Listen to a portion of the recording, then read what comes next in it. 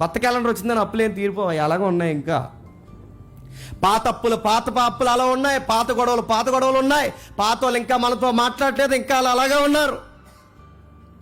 పాత రోగాలు అలాగే ఉన్నాయి, పాత బట్టలు అలాగే ఉన్నాయి, అన్నీ అలా ఉన్నట్టు. ఏముంది కొత్తదనంలో? క్యాలెండర్ పేజీ తిరగేయడం తప్ప, ఏదో ఒక ఫీలింగ్ ఎవరి తెచ్చారో తెలియదు కానీ మొత్తం మీద ఒక ఫీలింగ్ తప్ప అని అడుగుతున్నాను.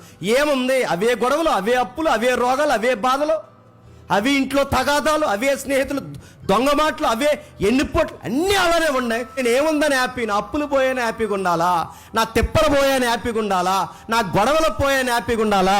నా పాత స్నేహితులు నాతో మాట్లాడలేదని హ్యాపీగా ఉండాలా? దేన్ని బట్టి హ్యాపీగా ఉండాలి? నీకు నిజమైన ఆనందం ఎక్కడ ఉంటుంది చెప్తున్నా? ప్రభువు నందు ఉంటుంది.